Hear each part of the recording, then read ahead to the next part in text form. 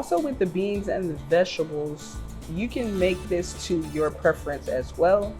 So if it's a different type of bean that you prefer, maybe you don't like black beans, you can swap that out for any kind of bean that you need. Where are we going? Leave the juice in.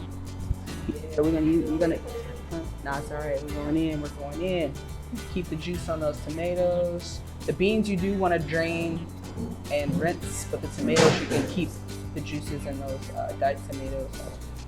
Or if you prefer a chunkier chili, you can go with just peeled tomatoes versus diced.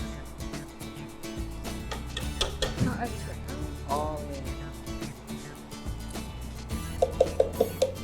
And I don't think we measured quite enough stock, so we're gonna probably need some more stock up yet. Of course, you can pour it in that same tomato cup, it won't hurt it. Just pour some in there.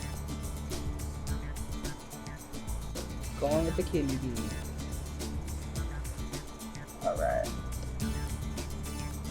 That kid said pinto. But they could use pinto beans. Could use it.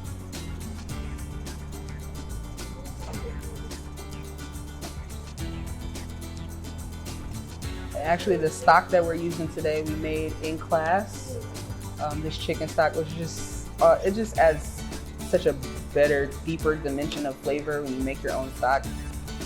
If you need to, you can buy the box stuff or the canned stuff, but it's just something about when it's fresh. We're gonna need enough to cover, I don't know how much we started with, but enough to cover the beans.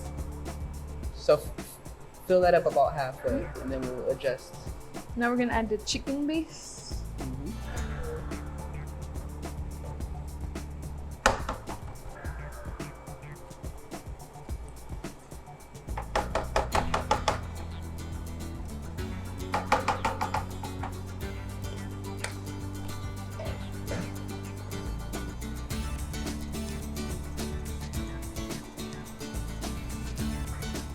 See if you, Mariella, see if there's you see some bay leaves over there? So all together.